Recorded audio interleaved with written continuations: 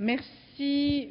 Nous avons maintenant une question de Mme Jeanne Marc à Monsieur le garde des Sceaux, ministre de la Justice et des Libertés, sur les moyens et services judiciaires de la Guadeloupe. Vous avez la parole, Madame Marc. Merci, Madame la Présidente. Monsieur le ministre, les récentes manifestations des magistrats ont exprimé un idéal qui donne à la justice la place institutionnelle qui doit lui permettre d'assurer effectivement la garantie des droits et d'établir l'égalité des justiciables.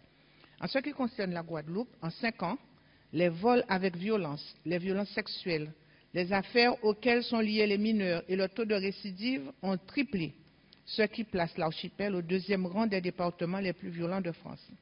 Depuis 2004, c'est à une véritable profusion de textes législatifs à laquelle ont dû faire face les services de justice de la Guadeloupe sans véritable moyens budgétaires et humains supplémentaires. En dépit de leur parfaite motivation, les magistrats et les personnels de justice nous alertent sur ce que l'on pourrait qualifier de véritable souffrance au travail.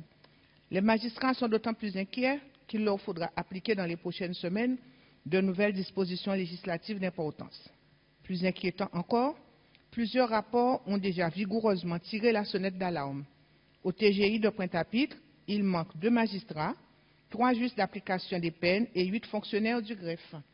650 décisions sont en attente d'exécution en matière correctionnelle, 300 dossiers sont en situation non traitée au service de l'exécution des peines.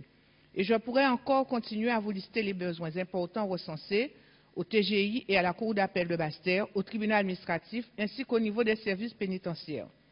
En Guadeloupe, le service public de justice a besoin, Monsieur le ministre, d'un véritable plan Marshall pour appréhender les pôles prioritaires que sont la justice des mineurs, les instances, les affaires familiales, le parquet et le traitement du contentieux pénal. Voilà mes 2 questions. Donc, quels engagements immédiats prendra votre ministère pour doter en moyens humains, matériels et financiers les juridictions de Guadeloupe? Quels moyens allez-vous mettre en œuvre pour rendre accessible la justice à tous et d'abord aux plus modestes? Je vous remercie. Monsieur le garde des Sceaux, ministre de la Justice et des Libertés.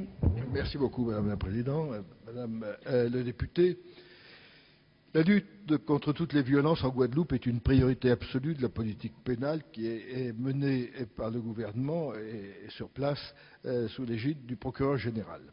Pour y répondre, de nombreuses actions ont été menées en liaison avec l'autorité préfectorale dans le cadre des états-majors de sécurité.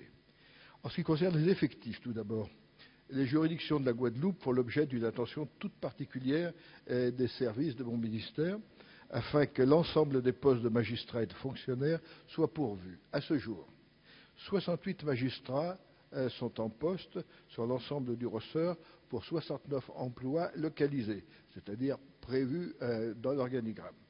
En outre, le récent rapport de l'Inspection générale des services judiciaires relatif au fonctionnement du tribunal de grande instance de Pointe-à-Pitre a préconisé la création de 2 emplois de vice-présidents au sein de ce tribunal, ainsi qu'une meilleure répartition de la charge de travail entre les 2 juges d'application des peines.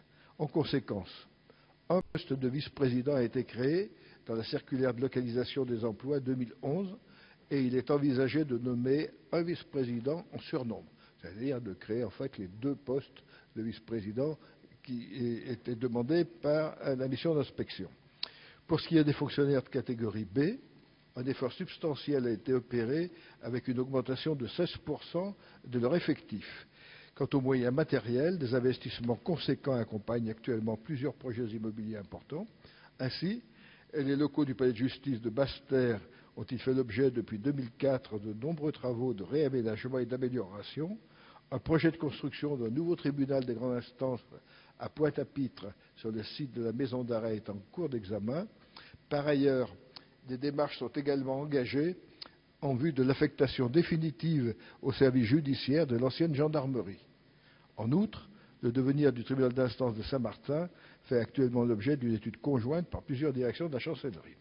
Enfin, en ce qui concerne les moyens budgétaires alloués aux juridictions guadeloupéennes, je rappelle que la répartition des crédits relève des chefs de la Cour d'appel responsables en matière d'exécution budgétaire dans le cadre d'un budget opérationnel de programme qui leur a été notifié. Et à ce titre, s'agissant du fonctionnement courant, les crédits alloués à Basse-Terre en 2010 se sont élevés à 2,69 millions d'euros dans un contexte budgétaire contraint la chancellerie a tenu à prendre en compte les spécificités de la Cour d'appel de Basse-Terre pour préserver, dans la mesure du possible, les moyens qui lui sont alloués.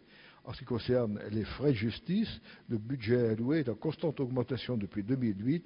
En effet, les crédits délégués au BOP se sont globalement élevés à respectivement 2,16 millions d'euros, puis à 2,27 millions, puis à 2,33 millions sur la période 2008-2010.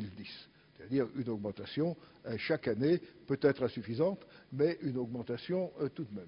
Voilà, Madame le député, les précisions que je suis en mesure de vous apporter aujourd'hui. Merci. Rapidement, Madame Marc, s'il vous plaît. Je voudrais dire au ministre que je suis quand même un peu déçue puisque les ayant rencontrés, il y a vraiment des difficultés pour que le service public de justice puisse fonctionner convenablement dans notre département.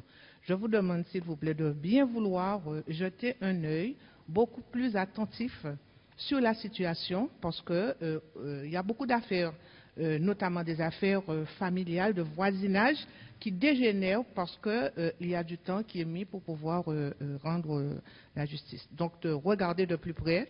J'ai entendu mon collègue dire qu'il ne voulait pas de prison. Vous connaissez notre combat pour la prison de Basse-Terre. Il est urgent aussi que cette prison soit rapidement remplacée. J'ai vu que vous avez changé les délais par rapport à votre prédécesseur, mais il est urgent parce qu'il y a une question de sécurité et d'image même pour la nation française. Merci, Madame.